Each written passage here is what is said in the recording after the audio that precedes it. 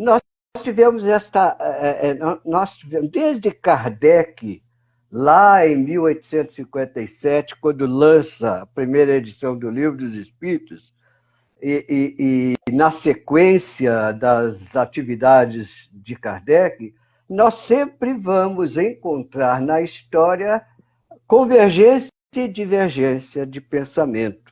Ele enfrentou muitos conhecidas pessoas que divergiam dele.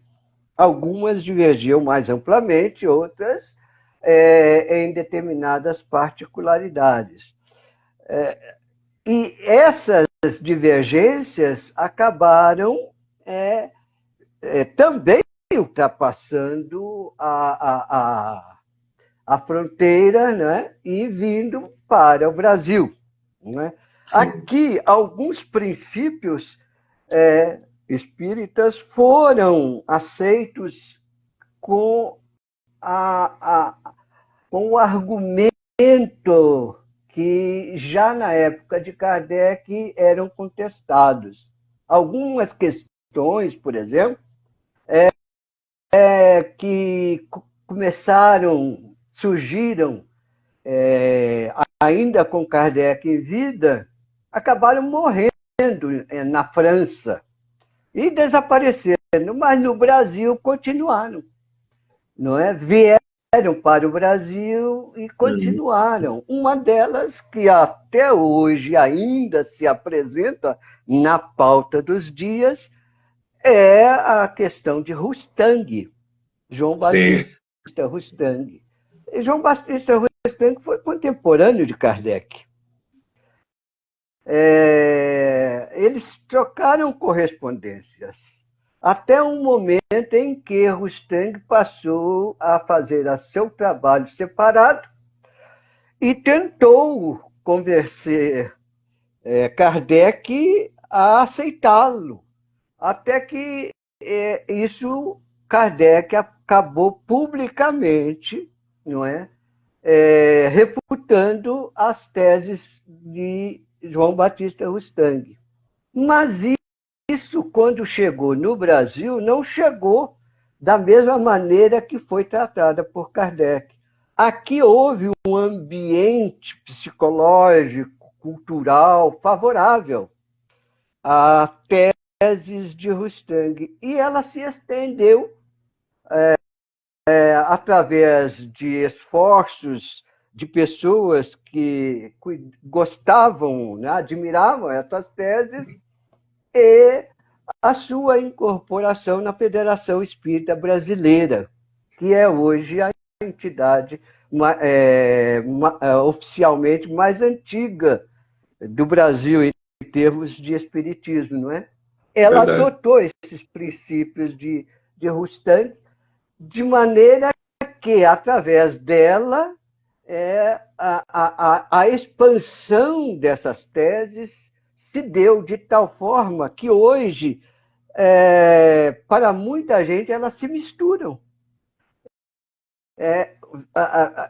São teses que, se analisadas na sua profundidade, elas ferem o conhecimento espírita, não é? Elas alteram aquilo que Kardec concebeu a partir da análise, da observação e da relação com os espíritos através da mediunidade. Por exemplo, a reencarnação é uma das questões basilares do espiritismo, que encontra em João Batista Rustang uma outra interpretação.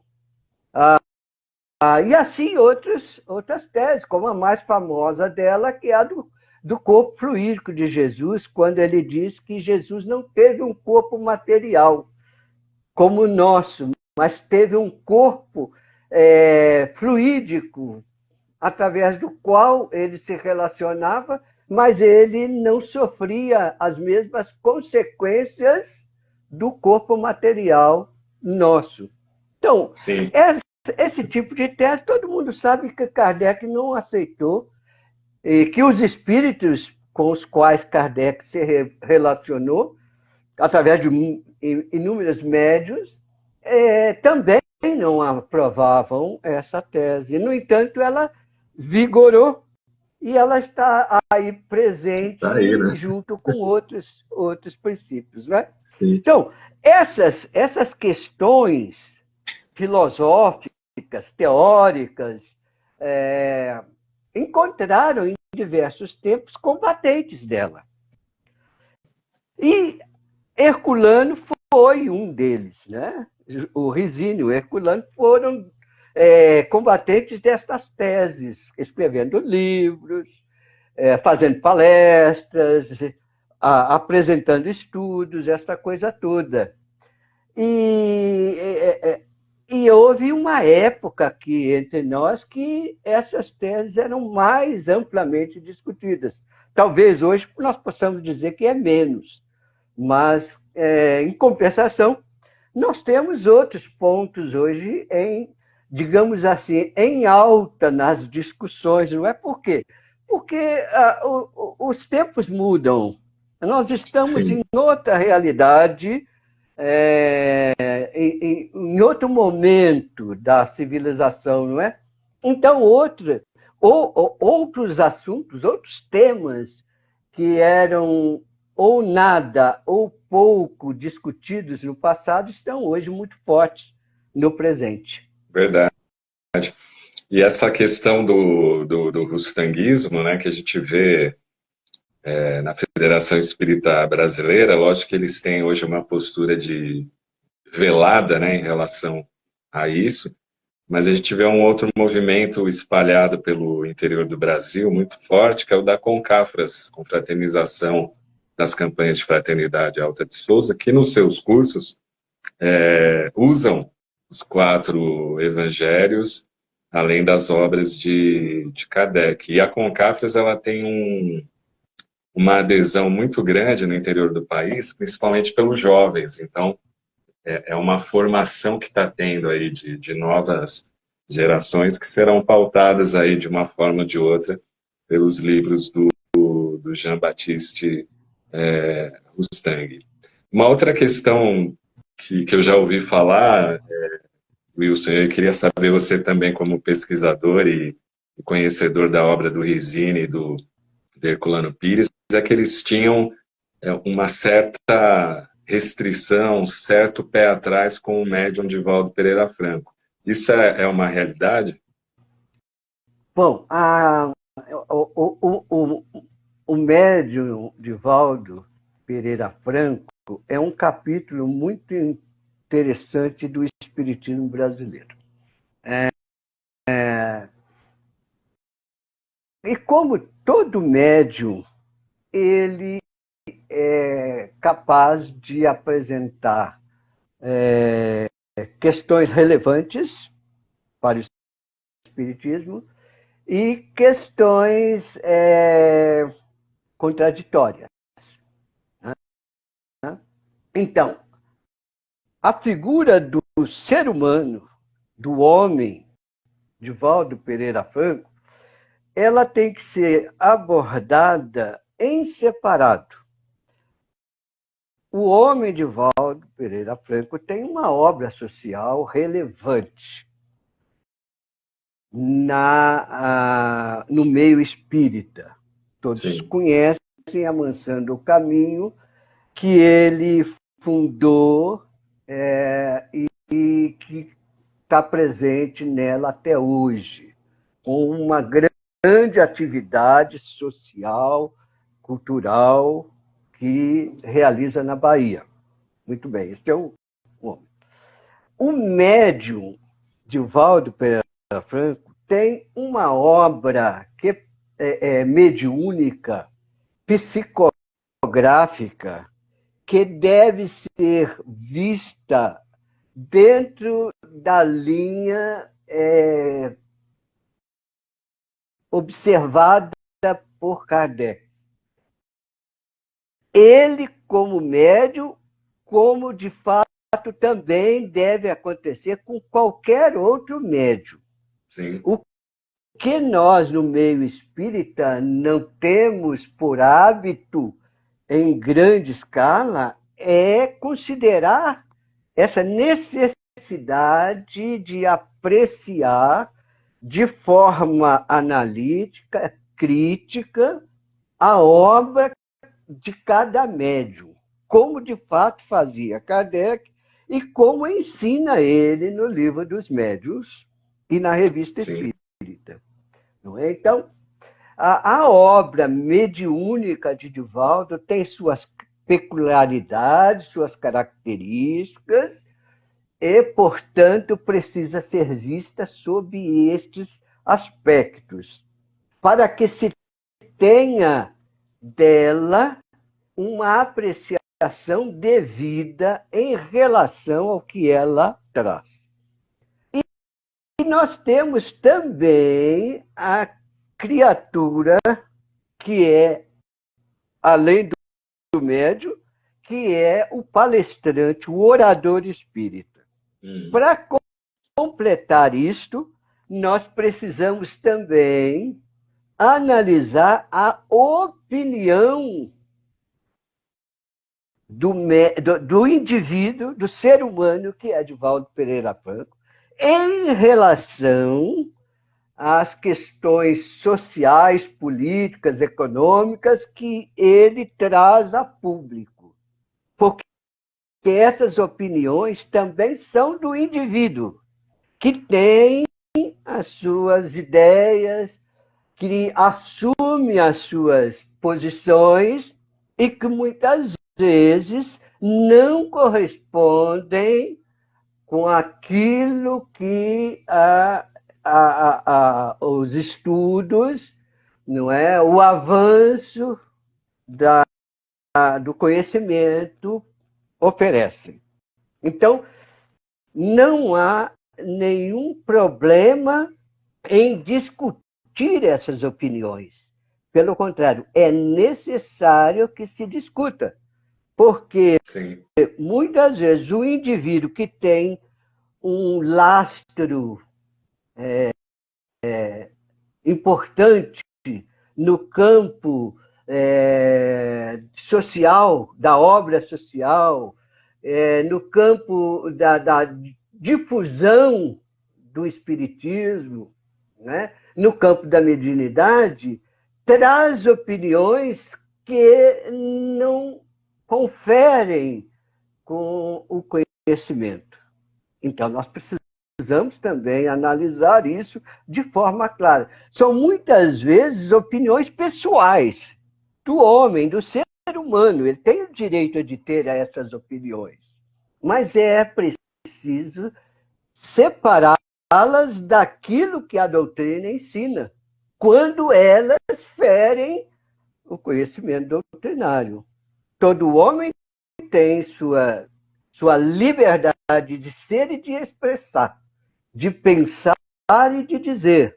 Porém, quando ele assume uma representação de algo maior, como é o caso de Divaldo em relação à doutrina espírita, é preciso ter cuidado, porque muitas opiniões dele não batem com a doutrina. Sim, mas o Rizzini e o Herculano tinham alguma restrição a ele ou não? Houve, sim, claro, admiravam a figura, mas tinham cuidados com muitas coisas. E um episódio que ficou muito gravado, o Divaldo ainda era um jovem, de uns 20 e poucos anos, e surgiu na praça uma denúncia contra ele, dizendo que ele estava copiando mensagens que o Chico recebia. Ele estava assinando algumas mensagens que eram verdadeiras cópias de mensagens do Chico. E isso causou uma preocupação, um mal-estar muito grande. E o Herculano chegou a fazer um estudo mostrando diversas mensagens do Chico e do Divaldo, mostrando onde uma reproduzia a outra. E esse documento acabou sendo publicado. Então, houve esse episódio. Divaldo foi amplamente criticado por conta disto. Eu mesmo, uma ocasião, conversando em particular com o Divaldo, na residência de um amigo dele que o estava hospedando, aqui em São Paulo, posicionei essa questão. E ele disse que não falaria mais sobre isso, que já tinha sido superado, essa coisa toda. Mas ficou demonstrado que várias mensagens que ele apresentou eram mensagens que diferenciavam das de Chico apenas por uma palavra aqui, outra palavra ali, essa coisa toda, uma mudança no título, não é? Mas que o resto era mais ou menos igual. Depois desse episódio, a coisa desapareceu. Pois foi esse episódio que fez com que o Chico suspendesse a amizade dele com o Divaldo. Porque o Divaldo fazia visitas periódicas ao Chico. Ia lá a cada 6 meses, não é? Conversar com o Chico. E eles criaram uma amizade. Mas, devido a esse tipo de problema, essa amizade foi quebrada. Aí o Chico ficou 15 anos sem receber o Divaldo. Até que alguns amigos, não é? Aqueles amigos do Deixa Disso, conseguiram fazer com que os dois se reconciliassem. E Divaldo voltou a conversar com o Chico. Mas ficaram, não é? Com essa situação animosa por bons anos na vida. Então, esses episódios, não é? Ficaram marcados. O Divaldo teve questões políticas, andou defendendo questões políticas de público que receberam muitas críticas, não é? Andou defendendo posições quanto à sexualidade humana, críticas também, quanto à homossexualidade, quanto a questões políticas de alguns políticos. Esses posicionamentos acabaram carregando com bastante justiça críticas para o Divaldo Pereira Franco. Críticas grandes contra ele por essas posições, porque são posições que o indivíduo assume e que não ficam claras que são do indivíduo. Elas se misturam com as ideias doutrinárias, com a história dele no Espiritismo e acabam transparecendo para grande parte das pessoas que são posições do Espiritismo e não do ser humano. Sim.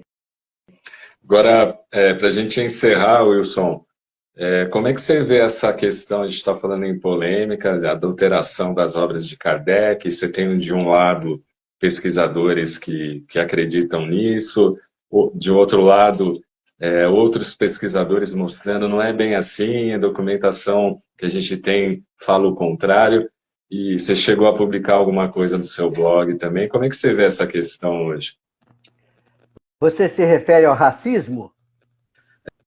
É sobre a adulteração do livro Céu e Inferno, a Gênese.